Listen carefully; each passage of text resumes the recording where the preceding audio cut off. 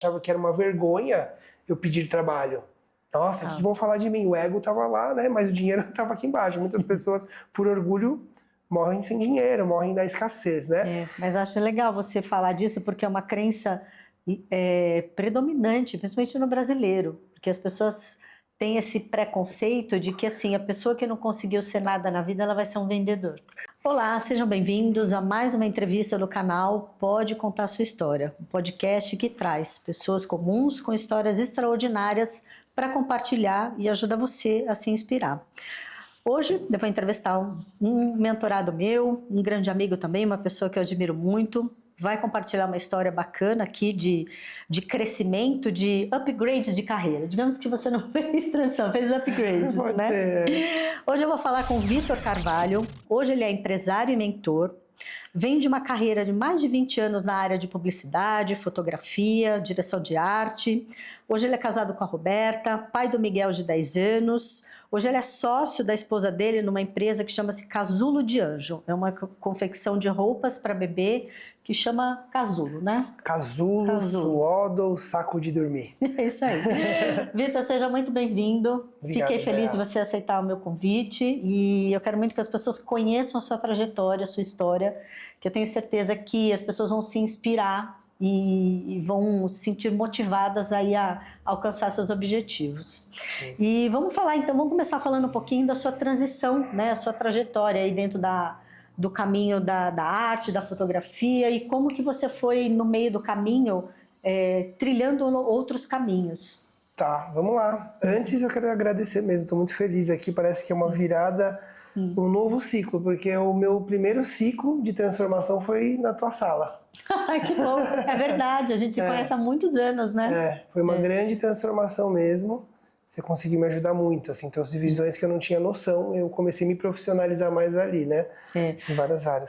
Eu conheci o Vitor num curso de reiki, né, Vitor? No final de semana. Sou reikiano, mestre em reiki. Tem a parte espiritual, todo mentor, empresário também cuida da parte espiritual, né? É muito importante. Fundamental, né? Esse trabalho espiritual, acho que ele vai abrindo novos horizontes pra gente, né? Sim, sim. Prepara a gente pro sucesso, né? Eu acho que sem isso você fica limitado. Chega uma hora que não evolui. Eu tenho visto por experiência própria, assim, outras pessoas. Legal. Mas respondendo a tua primeira pergunta, né? Eu tava lembrando disso essa semana, então eu vou fazer uma linha do tempo. Ótimo. Tá? Meu primeiro trabalho foi uma brincadeira de vender flores na porta da casa de um amiguinho. A gente ficava lá, acho que a gente nunca vendeu nenhuma flor. O segundo, eu acho que eu tinha 8, 9 anos, aí realmente foi um trabalho, mas não foi um trabalho infantil, tá? Foi uma exploração infantil. Foi assim, um vizinho meu montou uma lojinha de vender doce na periferia e eu fui ajudar ele e a esposa dele. Então ficava eu, a esposa dele e o filho dele, que era meu amigo, a gente ficava vendendo doce. Vendia pé de moleque, eu lembro que eu acho que eu vendia algum chiclete, algum salgadinho, tubaína, devo ter vendido alguma coisa lá, porque eu ganhava até um dinheirinho por dia. Não sei se era R$5 na época, por dia ou por semana. Mas né? é um excelente treino para você começar a modelar um empreendedor raiz, né? Foi uma coisa bem interessante, assim, que me veio esses dias essa lembrança. E aí depois disso, eu fui trabalhar com meu pai. Então eu trabalhei com meu pai há alguns anos como office boy. Isso me moldou muito do ponto de vista de saber andar na rua, saber andar no centro da cidade. Hoje eu fico pensando, eu falo, meu filho, será que ele vai ter isso?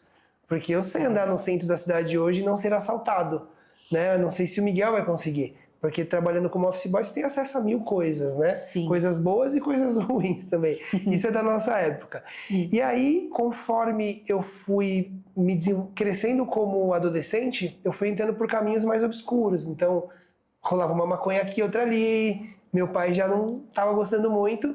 E um tio meu, que é meu padrinho, falou, vou dar um trabalho para ele. Me chamou. Tá. Só que nessa época, é até legal as pessoas verem isso, que talvez vão se engajar, né, ou se identificar. Eu já estava numa fase que queria vida fácil, né? Porque adolescente, aquela coisa de querer, né, maconha, balada, enfim. Então meu tio me chamou para um trabalho, eu fui. Como o trabalho do meu pai era muito perto, era muito mais fácil de eu ir lá, eu recebia mensalmente, ou tinha um vale ali no meio do mês e depois eu recebia. Eu não manjo muito porque eu nunca fui muito CLT, né? Então, mas eu sei que tem o vale e depois tem o salário. Aí meu pai me pagava assim toda semana, a cada 15 dias, um dinheiro. Quando eu fui trabalhar com meu tio, eu falei, opa, trabalho aqui é trabalho de verdade. Eu não vou sair recebendo assim, né? Tá. E ele me chamou para fazer algo que eu não gostava, que era edição de vídeo. Então eu acho que eu fiquei uma semana e sumi, desapareci do mapa. Não apareci mais. Graças a Deus, o meu tio era muito compreensível, ele sabia que eu estava precisando dessa ajuda. Ele cresceu em colégio interno, eles cresceram na FEBEM, então eles estavam fazendo um esforço ali para meio que me resgatar. Aí passou alguns meses, apareceu uma nova oportunidade. Ele falou, ó, vai ter uma feira de arquitetura, chamava Bienal de Arquitetura. Ele falou, é 1 mês e meio de trabalho e eu quero que você vá trabalhar comigo como assistente de câmera. Aí eu fui trabalhar como assistente de câmera de um evento. E aí nisso eu acho que eu ganhei por 45 dias, não sei se foi R$1.500, ou 2 meses, R$1.500, não lembro exatamente. Nossa, no final eu receberia. Um dinheirão, né, naquela época. Era um dinheirão, né? acho que era R$75 a diária que Nossa, ganhava. E era bastante trabalho. E nesse eu gostei, porque eu via o cara operando a câmera, eu falava, nossa, eu quero ser igual a esse cara. E gostei muito assim, desse trabalho, mas foi um trabalho que foi raro, porque aconteceu. Depois não era tão simples. Mas o mais legal, quando eu finalizei o curso, meu tio falou, ó, eu vou te pagar tanto, e esse dinheiro aqui eu vou guardar, porque eu vou fazer a matrícula do teu curso no Senai. No Senai da Lapa, Cipião, operador de câmera. E aí ele tinha a entrada e eu pedi pro meu pai pagar a mensalidade, né? Tá. Aí meu pai relutou, mas deu uns cheques lá, pagou a mensalidade. Eu fiquei 6 meses fazendo o curso de operador de câmera no Senai, e aí eu já tive acesso a novos horizontes, a novas pessoas. Me envolvi com os caras mais maluquinhos na época, porque ainda tava com essa mentalidade, porém foi algo que eu me dediquei e consegui tirar lá não sei se era DRE, é uma carteirinha que você tira, né? Tá. E aí eu fiquei meses sem conseguir trabalhar. Porque aí tem outro passo, depois que você se forma, você precisa achar trabalho. Sim. E aí quando eu estava perto de desistir, eu falei para um irmão de criação meu, que ele é bem persistente, jogador de futebol, ele falou assim, meu, na boa, você investiu um dinheirão nisso aí, você vai parar agora? Você não vai desistir, você precisa persistir, cara. Esse foi o primeiro mentor ali que eu tive, que me trouxe uma visão diferente. Ele falou, não, cara, continua, você nem tentou nada ainda, porque hoje em dia as pessoas são assim, né? Igual o celular, você toca ali, você pede uma comida, rápida. Vem na hora. Mas as coisas não acontecem assim. E aí eu fiquei persistindo, esperando, procurando através do meu tio, ele foi conseguir uma vaga para mim, para um trabalho que na época chamava DirecTV. Ele conseguiu como assistente de elétrica para mim, um projeto um pouquinho maior. Então tinha que subir, pendurar esses refletores, né, igual tem aqui, mas era bem alto. Então eu carregava a caixa pesada, subia, ajudava os caras a pendurarem, descia, e aí eu fui crescendo dentro dessa área. Então dali eu aprendi a operar áudio, então comecei a virar operador de áudio. Hoje o rapaz opera tudo sozinho, né, Natan? É uma evolução gigante, mas a câmera era enorme. E aí, nesse processo, eu já comecei a gostar. E comecei a querer trabalhar mais, comecei a ver o dinheiro. E aí eu comecei a ver que eu queria ser diretor de fotografia, porque eu conheci uma pessoa que era uma referência para mim lá. Não era o meu tio mais, era um japonês que chama Luiz Miyazaka. Eu falei, cara, eu quero ser igual esse cara, porque ele era respeitado, ele tinha um certo status no meio da equipe. Então todo mundo respeitava o que ele falava. Onde ia a luz, onde ia a câmera, tudo girava meio que em torno dele e do diretor. E eu me espelhei nele. Legal. Você vê que é interessante esse pedaço da sua história que você está contando. Dá para a gente fazer uma pontuação importante.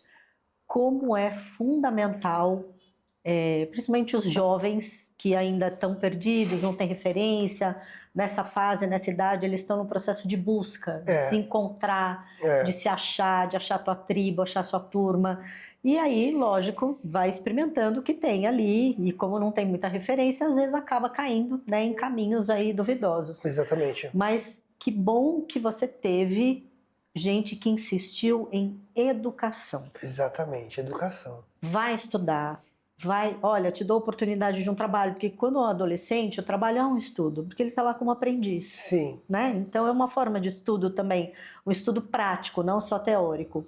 Como é importante investir, persistir, né? Ficar em cima do jovem para a educação. Fundamental. Né? E a gente está tendo um exemplo aí através da sua história hoje como isso é importante. Que bom que você teve isso, legal. E aí só para complementar ainda mais o que você está falando, né? Falando das referências, eu tinha muitas referências ruins, né? Tava lembrando isso com a Roberta. Meu pai não morava em casa, então meu pai ele vinha me buscar de final de semana e na semana eu tinha referências boas que a família que cuidava de mim, mas no dia a dia, aquele cara que brilhava os olhos eram referências ruins mesmo, porque quando o pai não está dentro de casa, você fica buscando alguém para você se referenciar como homem. Então, assim, graças a Deus, esses investimentos em educação me fizeram ter outras referências profissionais. Eu vi, opa, peraí, aquele cara é bandido, esse eu não posso me espelhar mais. Eu vou me espelhar nesse cara porque ele é profissional, ele estudou para estar aqui, ele se dedicou, ele trabalha de forma profissional, né? Então o cara é japonês, imagina, tudo certinho, tudo organizado, eu comecei a me espelhar muito nele. E aí eu comecei a ir em busca desse estudo. Uma pessoa que eu trabalhei em 2003, né, foi o primeiro trabalho, ele falou, olha, existe um curso desse cara aqui, ó, chama Alziro Barbosa, junta um dinheiro e faz. O Alziro Barbosa é um dos maiores fotógrafos do Brasil, diretor de fotografia. É um mestre de fotografia que estudou na Rússia muitos anos, veio para cá e traz as tecnologias para o Brasil. E eu fui e coloquei todo o meu dinheiro para estudar esse cara. Então eu fazia muitos cursos dele, depois de alguns anos, né? E eu falei, cara, eu preciso me tornar um grande fotógrafo. A minha visão grande era um grande fotógrafo rodando longas metragens. E aí então eu segui uma trilha dentro do audiovisual. Ali para 2007 eu consegui meu primeiro emprego como operador de câmera, depois de escalar assistente de elétrica, assistente de áudio, assistente de câmera. Comecei a operar as minhas primeiras câmeras, fui contratado pela Band. Aí não durei 3 meses, porque eu não preenchia os requisitos de um profissional CLT, igual eles queriam. Eu tinha a cabeça muito longe, eu queria coisas muito avançadas, eu acho, né? E não tinha disciplina. Os caras, sai fora, e ganhava mal pra caramba. Lá era R$25 a diária. Então foi a melhor coisa que aconteceu. Eu tomei um pé na bunda, fiquei triste. Eu achei que eu era um merda, né, ali, porque o cara foi demitido, foi a minha primeira demissão. Mas foi a melhor coisa que aconteceu, porque aí, nesse mesmo ano, me chamaram para começar um projeto de YouTube. Na época, essa galera já era muito engajada no YouTube, mas era um projeto gratuito. Eu não ia ganhar nada por isso, mas eu ia aprender muito. Então eu fui. E esse cara me abriu muitas portas. E oportunidade de networking, né? Não tem retorno financeiro, mas tem... Muito networking, muito. E esse cara foi o que mais me abriu portas. Ele é um grande youtuber hoje, o Bruno Bock, né? Ele criou um canal aí que chama Pipocando. E eu ajudei eles a construírem isso, mas nesse eles me ajudaram a construir o Vitor como fotógrafo. Então eu tive a oportunidade de fazer direção de fotografia para publicidades, errar muito. A gente errou demais, né? Assim... Então, isso que você falou do networking, invista mesmo em networking, trabalhe de graça para pessoas que valem a pena. Eu também, às vezes, eu pego gente que trabalha muito de graça para pessoas que não valem a pena, então não é nem o céu nem o inferno. Você precisa saber ter discernimento, né? Mas, por exemplo, nesse caso valeu a pena, porque sempre que eu fazia um trabalho de graça, aparecia uma oportunidade de trabalho que eu ia ganhar. Depois na espiritualidade a gente entende isso, que é dando que se recebe, né? Contribui, planta sementes. Exatamente. Não necessariamente você vai colher dali. Às vezes o retorno não vem do mesmo canal que foi feita a doação. Sim. Você só planta. Daqui a pouco o mundo é um fluxo de energia. É um fluxo. Aquele retorno vem de outra forma, de outro caminho, de outra pessoa, em outro tempo. Não para. Sempre tem a certeza de semear. A semeadura é opcional, mas a colheita é obrigatória. É obrigatória. Então, assim, sempre que você tiver a oportunidade de ajudar alguém e plantar alguma semente com um conselho, com um sorriso, com uma ajuda, o que for, só faz. Você faz e solta, porque o ganho não precisa ser recíproco. Quem ganha é a alma quando faz isso. Exatamente. Você já está cumprindo o seu propósito de alma, que é vir aqui ajudar as pessoas. Então, sempre que você plantar uma semente e ajudar alguém, já está com saldo credor. O resto é bônus, né? Você ter um retorno daquilo é um bônus. É o fluxo da vida. É muito legal isso, né? E, inclusive, Deus é tão inteligente, né? Tão incrível Ele que criou um sistema esse mecanismo, próspero. né? Exatamente. Sim. E aí, eu trabalhando com eles, eu comecei a crescer e me desenvolver, e foi muito bom, porque eu tive acesso, assim, viagens internacionais com eles, eu tive acesso a bons restaurantes, que antes eu não tinha, eu tive acesso a pessoas que já tinham níveis sociais muito além do meu, e eu comecei a acostumar com isso, eu comecei a gostar. Claro que aí vem outras questões que algumas pessoas podem sofrer, que são as crenças de inadequação. Eu tive muito, né? E foi um processo que eu precisei me desenvolver. Mas o universo proveu que você tivesse nessas situações para exatamente quebrar os seus próprios paradigmas. Para encarar. Exatamente. Para encarar isso. Então, entrando nesse ponto que eu acho que pode ajudar alguém, quando eu comecei nesse processo de querer me desenvolver mais, eu comecei a abrir a mente, né? E a mente de alma e espiritual. Então, por exemplo, eu lembro de um dia que eu fui numa festa de confraternização da empresa e os donos me chamavam para confraternizar com eles e eu tinha vergonha, não conseguia. E eu queria ficar com os caras que estavam reclamando. E ali, o universo, né? Deus já estava me mostrando, cara, ó, por que você não está avançando mais? Porque você não está conseguindo se conectar com as pessoas, porque você tem uma crença de injustiça muito grande. E aí eu ia com os caras que achavam que estavam sendo injustiçados pelos donos. E isso foi algo que eu construí na minha vida, essa crença. Por quê? Porque como eu não tinha referências tanto de pai e mãe dentro de casa, eu fui buscar fora.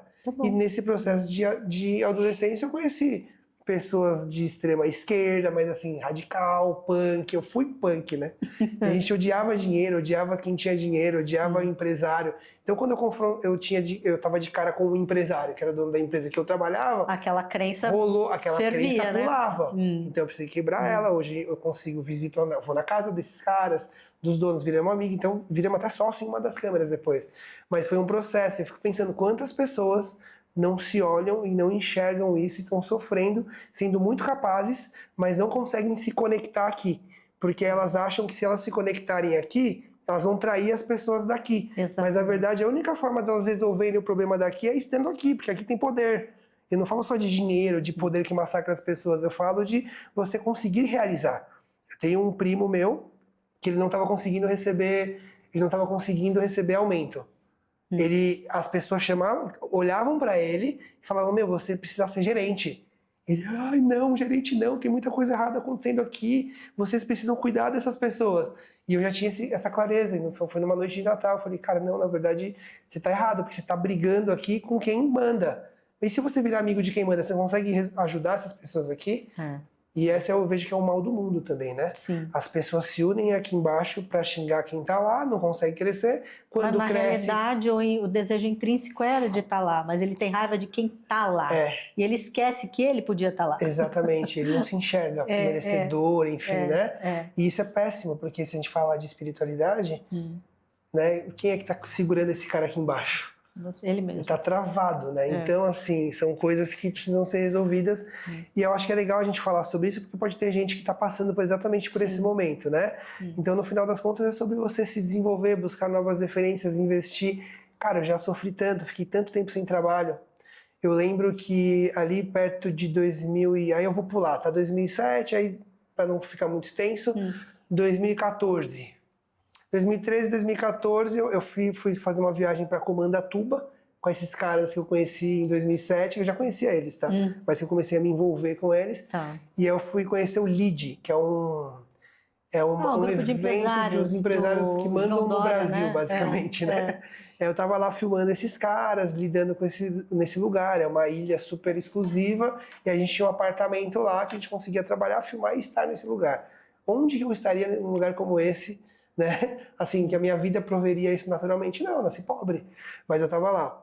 E aí, depois do lead eu voltei para casa, a Roberta falou, tô grávida. Só que lá no lead eu tava conversando sobre separação com esse meu amigo. Porque eu tava mal, nosso relacionamento não tava legal, aí depois eu entendi que ela tava grávida, ela não tava legal, e aí ela tava brava, mas eu também tava errando muito, né? E aí foi ali que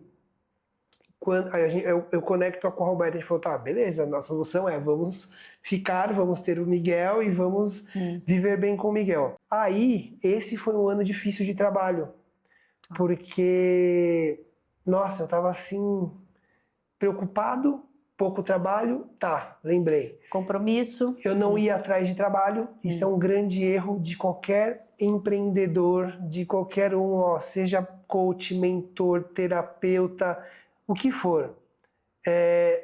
Fique esperando a demanda.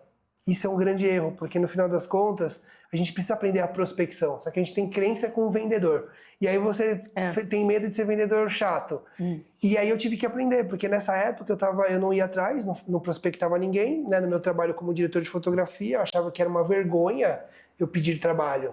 Nossa, o que vão falar de mim? O ego estava lá, né? Mas o dinheiro estava aqui embaixo. Muitas pessoas, por orgulho, morrem sem dinheiro, morrem da escassez, né? Mas acho legal você falar disso, porque é uma crença predominante, principalmente no brasileiro, porque as pessoas têm esse preconceito de que assim, a pessoa que não conseguiu ser nada na vida, ela vai ser um vendedor.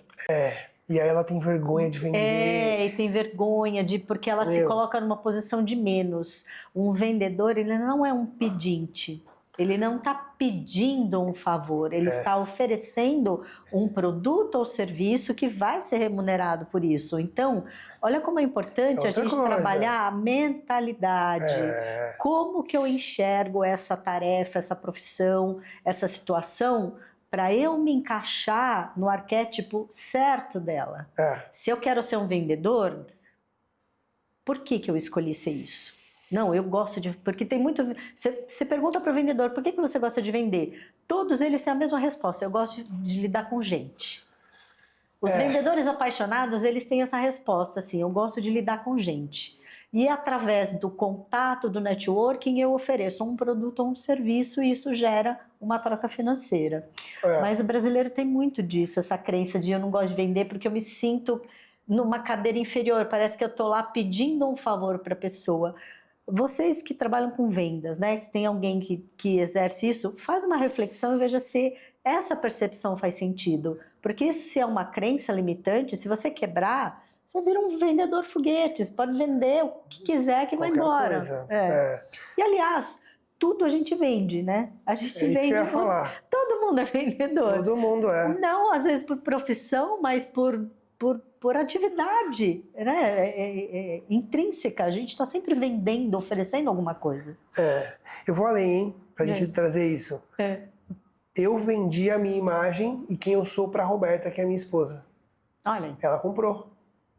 Ela se vendeu pra mim, eu comprei.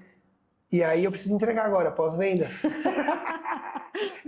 isso. É verdade. Se eu não vender uma paternidade pro Miguel, uma segurança, confiança, o traficante vai vender para ele uma referência de alguém mais forte, uma vida fácil. Então, o que mudou para mim foi trocar a venda pela troca. Trocar, né? A mentalidade, a concepção de venda por troca. Porque pode ser ok para algumas pessoas, mas eu entendo a venda como uma forma de eu abençoar outra pessoa. Ganha-ganha. É um ganha-ganha. Abençoar. Vamos lá. Eu dou mentoria para empresários. Eu vim de coaching, né? Algumas pessoas têm preconceito, mas essa é a minha formação. E é uma ferramenta muito poderosa, ajuda as pessoas. E em todos os lugares tem charlatão, né? Então, vamos lá. Tem médico charlatão. Mas assim, eu abençoo o cara. Assim, é uma bênção que eu dou para ele. Eu mostro uma visão de caminho, eu mostro que ele não vai fazer o que ele vai fazer, eu mostro que ele vai ganhar mais dinheiro por aqui e por ali não. Que se ele fizer isso com a esposa dele, vai ficar melhor o casamento. Se ele fizer errado, vai dar ruim. E se eu não conseguir entregar isso para ele, que é a venda, ele pode não prosperar, ele pode viver uma vida de merda. Uma vida Faz sentido? limitada. Uma vida limitada. Então eu troquei a venda por isso, né? E aí lá atrás, como eu não tinha essa... Você fez uma coisa que a gente chama na psicanálise de ressignificar. A gente usa muito essa palavra. Ressignifica a forma como você julga e observa as coisas. Sim. Ressignifica, tira os preconceitos e coloca um conceito positivo, construtivo, próspero. A sua percepção, né, de consciência modela suas atitudes e isso com certeza vai mudar seus resultados. É isso, exatamente. Eu tinha uma trava. Mas aí pela necessidade, né, a gente também às vezes tem que fazer. Então, por exemplo, lá em 2014 eu tava chorando um dia, antes do Miguel nascer. Falei, cara, meu filho vai nascer, eu não tenho onde colocar ele pra dormir, que eu tava numa kitnet. Nem falei, né? Em 2013 eu mudei com a Roberta pra uma kitnet que era desse tamanho, assim. Ó. Tinha uma prancha, uma geladeira, um sofazinho na Bela Vista. Era um lugar péssimo, né? Assim, pra quem usava droga era pior ainda, então foi uma fase bem difícil, mas foi ali que começou o processo de cura, né? Então aí em 2014 nós mudamos para uma kitnet um pouquinho maior, um estúdiozinho, lá na Pompeia, ali na Sumaré. E aí quando ela falou que estava grávida, eu falei, cara, meu filho vai nascer, eu não tenho um quarto para ele, eu tava mal. Eu tava me vitimizando, me sentindo mal, chorando, né? E aí, beleza, tinha um trabalho aqui, outro ali, comecei a buscar um pouco de trabalho, mas com vergonha, e sempre que eu fazia um movimentinho de ligar para as pessoas para perguntar se tinha trabalho, pela lei do universo, né, a lei da atração, que depois a gente fala um pouco disso, que eu gosto, mas as pessoas precisam entender esses direitos, senão elas se iludem, começaram a aparecer alguns trabalhos. Nossa, não, é só porque eu liguei para um, para outro, os caras começaram a falar de mim e começaram a me chamar. Aí começou a rolar algum trabalho ou outro, beleza. Miguel nasce, 2015, né, finalzinho de 2014 para 2015, e eu tava sem trabalho ainda, fui fazer um trabalho na Disney, com essa galera aqui da Blues Filmes, que é essa galera que me ajudou muito a crescer. Fiz um trabalho na Disney, conheci o Robson Nunes, não sei se você sabe quem é, aquele que fez Tim Maia. É um ator bem famoso. E aí eu falei, Robson, cara, tá numa fase difícil pra caramba e tal. Aí o Robson ligou pra Juliana da Disney e falou, Juliana, você não tem um trabalho pra ser meu amigo aqui? O filho dele nasceu agora, ele tá precisando de trabalho. Ela falou, fala pra ele passar lá no estúdio. Era uma série gigante, assim, gigantesca da Disney mesmo. E aí eu fui lá fazer uma entrevista, conheci o Fábio. O Fábio gostou de mim, me contratou. Aí eu fiquei 4 meses trabalhando com o maior salário que eu tinha na vida inteira por 4 meses fixo. Então aí era acesso a equipamentos gigantescos, referências muito maiores, né?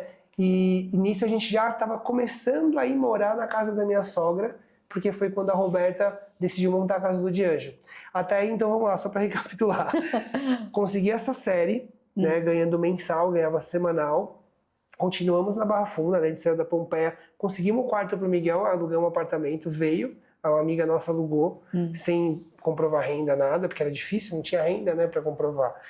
Nesse processo, a Roberta volta da licença maternidade e não recebe o aumento e nem a promoção que tinham prometido para ela. Ela falou, eu não quero mais trabalhar com isso. Ela estava no corporativo, então ela trabalhava para a empresa. Ela atendia, ela era assessora de imprensa, trabalhava com grandes marcas, muito com bebida. E antes dela ficar grávida, a gente ia muito pra balada, pro The Edge, né? Porque a gente era outra vibe. Mas aí quando voltou, ela falou, cara, eu não quero mais trabalhar de madrugada atendendo bebida. Não faz mais parte do meu universo. Não quero mais ficar aqui. Conversou lá, demitiram ela conseguiu um bom dinheiro e falou, vamos montar a Casa do Anjo? Porque aí o nosso... foi assim que começou a empresa de vocês. O nosso pediatra falou, não pode pôr cobertor, não pode pôr manta no bebê, porque ele morre sufocado, tá?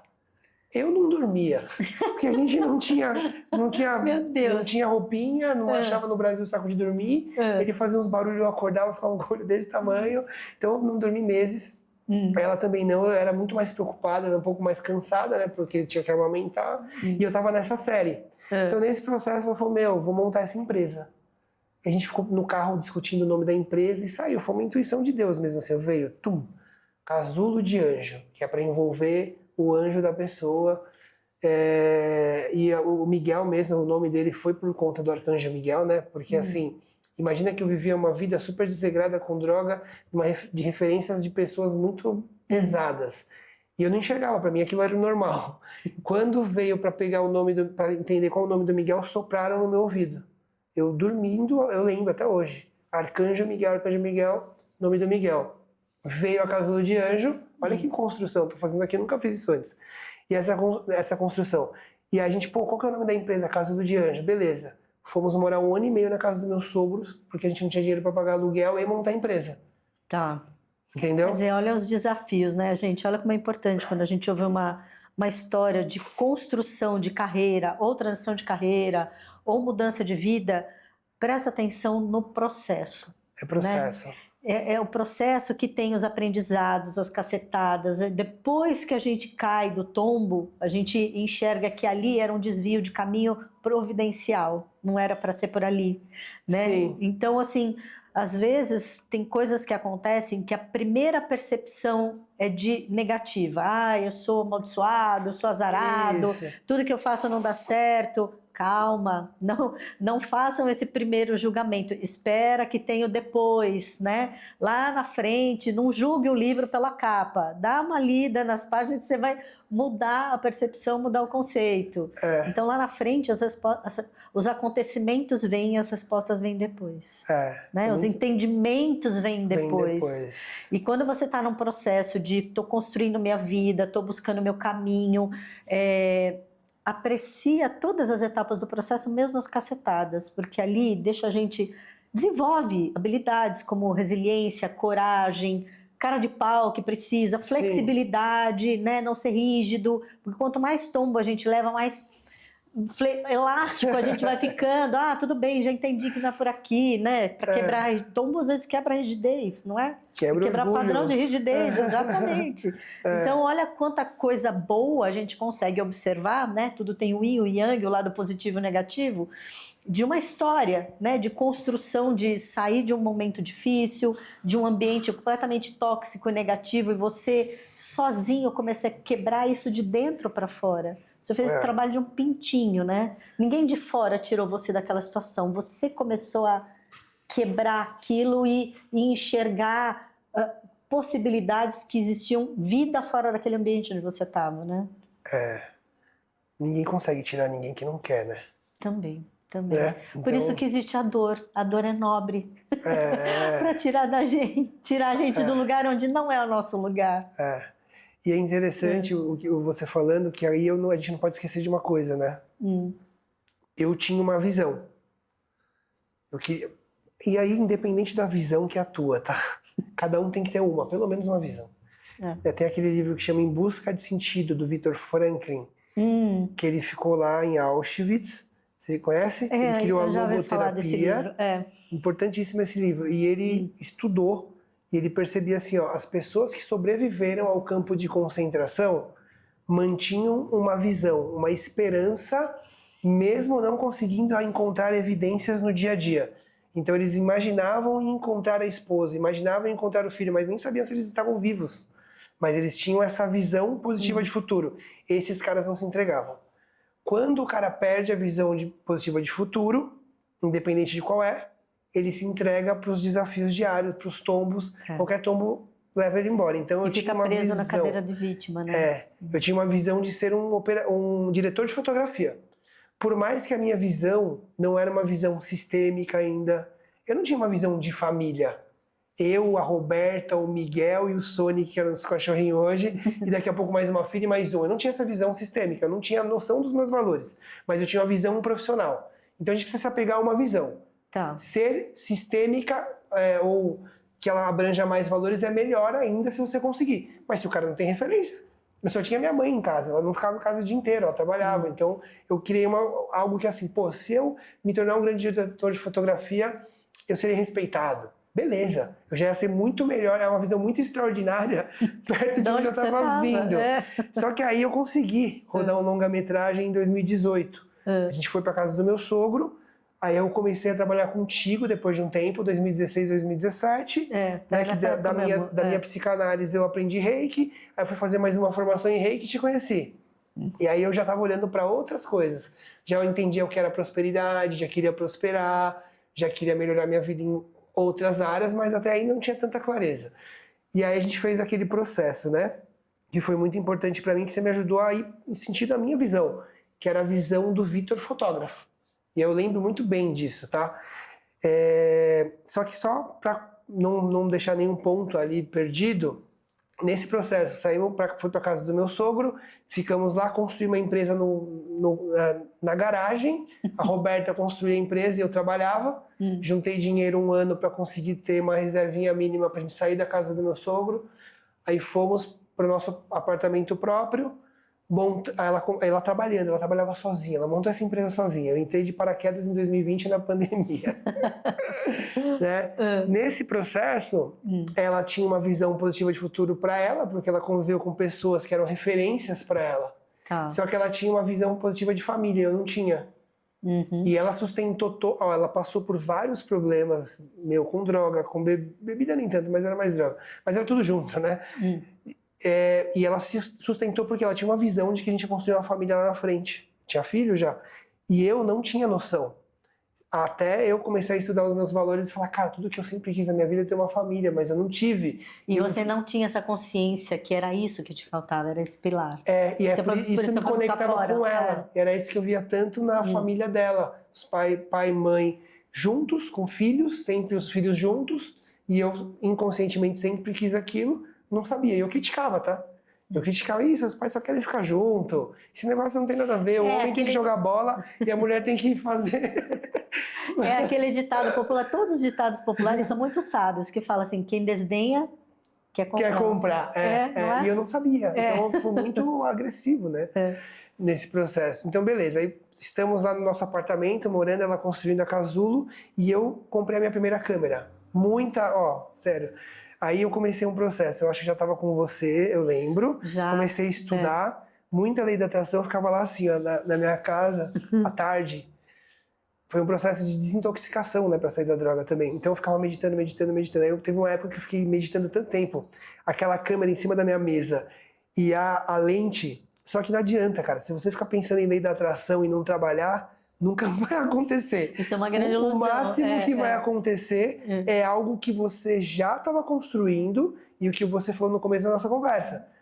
A colheita, ela é obrigatória. O plantio é opcional. Então tem gente que está plantando há muito tempo, começa a trabalhar essa parte do positivismo, das emoções positivas, de realizar sonhos. Pô, se você tem algo que você já estava construindo, você vai colher. Agora, vou entrar num lado que eu acho que vai ajudar alguém. Se você não curou suas emoções, se você não perdoou as pessoas, se você tem muita coisa suja aqui, a lei da atração também vai te trazer isso. Então você precisa ficar preparado, porque aquilo que você vibra vai trazer. O universo trabalha por ressonância, magnetismo. Né? Então tudo aquilo que você emite para o universo não tem julgamento, não tem certo e errado, não tem pouco nem muito. É por ressonância. Então, mesmo que a mente vá para um desejo, eu quero tal coisa, mas as emoções, elas não são positivas, então você não tem esse alinhamento, né? Você está desalinhado? O processo da atração e da cocriação é a polaridade proporcional entre desejo e intenção. Eu desejo, mentalizo, eu quero um sonho, eu quero um projeto, eu quero tal coisa. Mas o combustível que eu vou botar nesse carro tem que ser uma gasolina azul, tem que ser um combustível bom. Se eu tenho raiva, rancor, preconceito, vergonha, insegurança, menos-valia, quer dizer, esses sentimentos todos, eles não têm polaridade positiva para criar um desejo, para sustentar e alimentar um desejo mental. Isso tem que estar alinhado. Exatamente. E aí, quando você tem esse alinhamento, aí você tem a terceira parte, que é importante, a ação. Senão vive na ilusão, né? Nossa, vai cair do céu os meus desejos. Não vai. O universo vai colapsar a meu favor. Vai, desde que você faça a sua parte, porque ele é teu sócio. Né? Ele não é uma lâmpada, um gênio da lâmpada mágica. E é legal isso porque, assim, como a coisa da lei da atração, não sei se começou lá fora, tá? Mas tem lá o segredo. Lá fora todo mundo trabalha, né? Pelo menos a grande maioria. Você não precisa ensinar o cara que você precisa trabalhar. Não tô falando mal de brasileiro, tá, gente? Mas a gente entende que existe aí uma questão da pessoa querer as coisas mais fáceis, né? Dependendo da cultura. Então o cara entende que se ele pensar, ele vai alcançar. E aí o que você disse, que vai conectar é o trabalho. E aí, só para concluir essa parte, pra gente não entrar nesse viés, se as emoções são negativas e é vício emocional negativo, o cara não vai trabalhar o suficiente para alcançar. Então logo ele vai se frustrar para alimentar o vício de frustração dele e pôr a culpa nas pessoas. Então, ele precisa curar aqui, porque aqui o sentimento, é o que o Hélio diz muito também, é o que geralmente é o que tem a energia mais forte, é o que gera ação. A emoção gera movimento, que vai gerar resultado. Das coisas, E aí um certo dia, eu tava lá estudando muito, mergulhado em 1000 estudos e tal, eu falei, por que eu não comprei esse negócio antes? A Roberta falou, eu não sei por que você ainda não comprou, minha esposa é muito de ação, né? Ela falou, compra esse negócio, cara. Até quando? 5 anos mentalizando aí, era um não merecimento tão grande. O que aconteceu? Nesse dia eu fui lá, refinanciei meu carro, fui no Mercado Livre, achei a câmera, consegui conversar com o cara por fora do Mercado Livre. Um amigo meu emprestou R$4.000, outro me emprestou 5. O cara me vendeu, falou, te dou um cheque para 30 dias de 10 mil. Eu refinanciei o carro por mais 20 e poucos. sei lá, que eu fiz um cambalacho louco, consegui comprar a câmera. Fez acontecer. Por 80 mil. E tinha um sócio por trás fazendo, Maravilhoso. Já era arquitetando isso para dar certo. E aí eu vou deixar uma pergunta para quem está assistindo a gente aqui. Até quando você vai ficar esperando cair do céu aquilo que você pode gerar hoje mesmo? Você só precisa agir, pensar. As pessoas não estão acostumadas a pensar. Elas só estão querendo e faz. Mas você precisa pensar no que você está fazendo, né? Veio a câmera, eu achava que eu ia voar com aquela câmera. Falei, nossa, agora vai. Agora todo mundo vai me chamar. Ninguém me chamava para fazer os trabalhos melhores do mundo porque eu ainda não tinha um currículo bem feito. Eu não fiz o trabalho. Mas já começou a melhorar. Então eu tinha alguns trabalhos já de... Antes era 1.500, 2.500, já ia R$5.000 a diária. Tudo bem que tinha câmera, mas já melhorou. E aí, aos poucos eu fui crescendo. Nesse processo, tinha passado com a Andrea, tinha melhorado a minha forma de me comunicar, já estava num processo de desenvolvimento espiritual mais educado. Criei um site, comecei a entender que eu precisava entregar trabalhos mais complexos, com projeto. Um dia me viram fazer uma reunião e o dono do projeto, que estava entrevistando outros fotógrafos, mas não me entrevistava, falou, cara, quero que você rode meu longa. E era o sonho da minha vida. Então, em 2018, ele me chamou para esse longa, eu fiz de difícil, porque eu ainda tinha muitas emoções negativas para curar. Falei, pô, por que você não foi o primeiro da tua lista, né? Mas enfim, aconteceu. Rodei o longa. Depois que eu rodei o longa, eu falei, cara, beleza, e agora? O sonho da minha vida era rodar o longa. Qual que é o próximo passo, né? Eu fiquei meio assim, cara, e agora? Era só isso? Pô, o longa vai sair, beleza. Graças a Deus, nesse processo, eu já eu comecei a comprar uma câmera nova ali em 2019, fiz alguns trabalhos legais com outros amigos, com a minha câmera nova, ofereci ela de graça, fizemos grandes clipes. E aí esse cara falou, cara, eu vou te dar um dinheiro pra gente ser sócio, você vai pegar outra câmera. Quanto você precisa pra comprar outra câmera? Eu falei, uns 60 mil. Aí ele falou, me deu 60 mil, pedi para um amigo comprar uma câmera pra mim, ele trouxe dos Estados Unidos. Quando chegou essa câmera, que era uma Red Gemini, eu tava um pouquinho atrasado, veio a pandemia. Então veio a câmera e a pandemia junto. Aí quando veio a pandemia, eu falei, agora o que eu faço com essa câmera que eu tenho para pagar, né? Olha o tombo. E os trabalhos que eu tinha para 6 meses da Sky começaram a ser cancelados. Eu estava numa zona de conforto, então muitas vezes você está numa crescente, mas se você não parar para olhar, você pode estar estagnado sem saber. E se você só vai saber se você está estagnado quando acontecer algum problema. Então, assim, eu tive uma queda. Eu falei, cara, acabaram todos os trabalhos, eu não tenho o dinheiro que eu tinha várias contas, eu não estava buscando novos trabalhos na época. Lembra que eu falei da prospecção? Você tem que fazer prospecção todo dia. Então, por exemplo, a Andrea que está aqui, isso aqui tem que servir também, né? Para você trazer novas pessoas para serem curadas através do seu projeto. Sim. A gente precisa falar com pessoas todo dia, quem não é visto não é lembrado. E aí acabou. Bom, eu falei, e agora? Só que a Casulo de Anjo veio e começou a vender muito todos os dias. Muito. Você vê como o universo é perfeito, ele nunca deixa um buraco, né? Quando tá uma fase, um segmento em transição, o outro tá crescendo. Né? Você precisa estar sempre construindo. Exatamente. Você precisava estar disponível para ajudar a sua mulher na empresa da família de vocês. Isso foi providencial. O universo não é aleatório. Nada é aleatório, né? Sim. Tudo faz parte de um plano, de um processo que é para crescimento mútuo. Se você estivesse num projeto agora e trabalhando, você talvez não fosse o braço direito e não estaria lá naquele momento chave de alavancar a empresa da família. Exatamente. Então, até quando a gente cai, você vê que quando a gente tropeça, até um tombo leva a gente para frente. Ninguém cai de costas. Todo mundo cai para frente. É verdade, não tinha parado para pensar nisso. Quando você tropeça, você vai para frente, parece que você pulou 2 casas. E aí você levanta, você está em outro lugar, limpa a poeira, já sobe, já levanta do tombo com a perspectiva diferente. Opa, como assim? Eu levei um tombo e cresci. Você andou 2 casas. É muito louco isso, né? Mas é bom a gente ter essa percepção, porque isso é ressignificar aquele arquétipo do coitado, do vítima, né? Do azarado. E aí e essas chacoalhadas assim, acordam a gente, leva a gente para o próximo nível. E a gente nasceu para sobreviver, né? Nessa hora eu caí. Eu fiquei bem preocupado, medo de morrer, medo do que ia acontecer. E agora, se eu não conseguir pagar o aluguel? Criança pequena em casa. Criança pequena, a Roberta não sabia quanto ela ganhava. Ela estava faturando ali 90 mil no ano, mais ou menos, né? Eu acho que no máximo eu tinha faturado 300 mil no último ano, porque eu tinha comprado uma câmera, e aí eu ia ter um faturamento zero na minha área nesse ano. Eu comecei a colocar na minha mente, pô, o que acontece se eu não puder pagar esse aluguel, eu vou morar no meu pai. Aí se acontecer alguma coisa com meu pai, beleza, tem a casa da minha mãe. Eu comecei a construir todas essas dores, esses problemas na minha mente. É a nossa rota de fuga, né? É o instinto de sobrevivência, para onde eu vou. Cara, eu comecei a pensar, eu falei, mas no final das contas não vai dar tudo, não vai acontecer tudo isso de errado, velho. Eu sei que não, eu já tava trabalhando na cabeça. E aí eu falei, tá, agora eu preciso construir essa empresa. E agora, como que eu faço? E eu já estava estudando com você, estava estudando o Bruno Gimenez, mil coisas, né? Já estava no curso da prosperidade.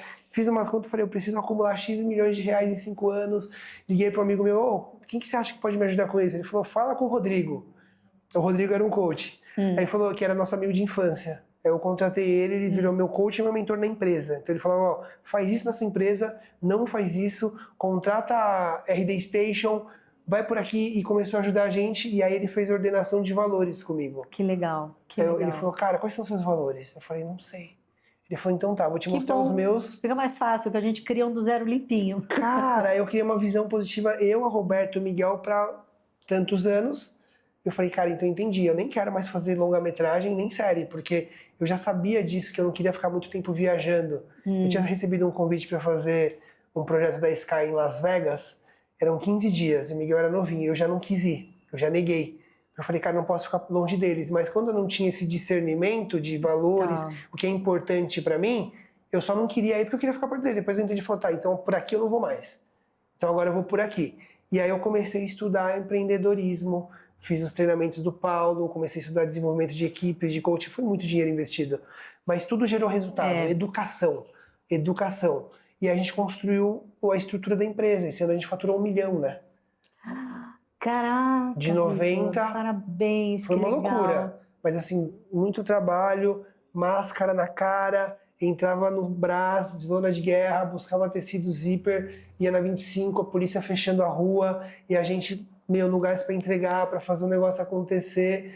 E a gente começou a construir a empresa ali, né? Mas foi um processo assim que aí 2020 a gente cresceu muito, 2021 a gente começou a crescer bastante, aí teve uns problemas de Google, a gente não manjava nada de tráfego pago. Aí tive que começar a aprender, e aí foi só tombo, e crescimento e tombo e cabeçada. A gente recebeu uma denúncia de trabalho escravo, porque a gente contratava uns bolivianos para trabalhar, e aí o vizinho denunciou, falou, esse cara trabalha com trabalho escravo. Aí a polícia foi lá, pegou todos os nossos produtos e falou, que você trabalha. Aí no final o cara não trabalhava com ninguém escravo, mas era informal, né? E eu não manjava nada desse negócio. Pra mim, quando eu conto pras pessoas, os caras dão risada. Como assim? Que mundo você vive? Você não sabe que o boliviano escraviza, né? Não todos, tá? Mas assim, aí eu falei, e agora? O que eu faço? Fazer tudo certinho, vamos organizar, vamos contratar direitinho, tem lei. Alugamos um imóvel e colocamos costureira pra dentro e começamos a montar uma confecção. Aí eu precisei aprender sobre confecção, sobre vendas, e aí a gente começou a produzir muito e vender pouco. Aí eu fiz outra mentoria. Aí o cara falou, mas você tá colocando um monte de gente para produzir. Mas e aí, quem é que tá vendendo? Você precisa pôr força de vendas, você precisa de vendedor aí dentro. Aí a gente começou a colocar força de vendas. Então, assim, foi bom fazer essa trajetória para você, contigo, porque no final das contas, o que a gente deu de cabeçada, eu acho que a gente acaba dando mais cabeçada do que acerto. No final, sabia? Porque é teste, e vai lá e dá certo. São 10 tentativas para um acerto. São 100 tentativas para um acerto. Olha o arquétipo, né, do dono da lâmpada, Thomas Edison. Quantas e quantas tentativas ele fez para uma dar certo. É verdade. Então, quando você traz essa analogia para o empresário, é assim. Não é uma visão romântica ser empreendedor, ainda mais no Brasil, que a gente tem uma tributação que mais dificulta do que ajuda. Mas é assim, você vai tentar, vai quebrar, vai ajustar, aí deu certo um. Mas esse um só, olha só a desproporção, 10 negativas para um acerto, e esse um acerto realiza a gente. Esse um acerto ele é tão bom que a gente faz mais 20 erradas para chegar no próximo acerto. Então, assim, quando você vê, a realização não está na chegada, está no processo. Está no processo. Porque você tem, o ganho está no processo, porque você aprende, você cresce, você desenvolve, você muda, você amadurece. Então, o ganho está nisso. E todo mundo foca só na linha de chegada. No dia a dia, né? A gente conseguir fazer o melhor todos os dias. Não é fácil. Né? A gente acabou de passar por um processo super pesado na nossa empresa, né? Assim, descobrimos funcionário desonesto, aí isso te murcha, cara. Aquela pessoa que você confia. E aí você fala, putz, tu fiz tudo errado, caraca, foi ótimo você me convidar hoje, que eu fiz uma reflexão aqui. Eu tava falando, nossa, e agora, velho? Não quero mais ninguém na minha empresa, chega. Aí a Roberta ficou doente, eu falei, putz, agora ela tá doente, é tudo junto. Pois é, mas cara, a gente no mesmo momento, né? Você fala, cara... mas isso faz parte da construção da nossa inteligência emocional, porque a gente não pode se comportar, cada vez que vem um desafio, não pode se comportar com aquele menino mimado que desce para jogar bola com os amiguinhos no prédio, e aí os amiguinhos demoram para passar a bola para ele, ele pega a bola e fala assim, não quero mais jogar, vai embora. Vai embora. Não, e na vida é assim, não deu certo a minha empresa, vou largar tudo, vai embora. Não pode ser criança mimada, entendeu? É o ego. Sim, é o ego total. Mas olha, Vitor, a gente ficaria aqui, nosso time já tá no finalzinho, mas que legal. Obrigada por fazer acho que essa cronologia que você construiu teve milhões de aprendizados. Tomara que quem está acompanhando a gente aqui deve ter se deliciado com a sua história. Vamos fazer uma parte 2. Vamos, né? Eu topo. E deixar convite aqui, a Roberta já está convidada para vir para cá, contar a parte dela, o aprendizado dela nesse processo de ser mãe, ser empresária, né? Sim. Começar do zero, que eu acho que isso também vai inspirar muita gente. Obrigada por ter vindo mais uma vez. Eu que agradeço. E eu fico muito honrada e eu espero que vocês tenham gostado, que tenham aprendido bastante. Até a próxima entrevista. Tchau, tchau.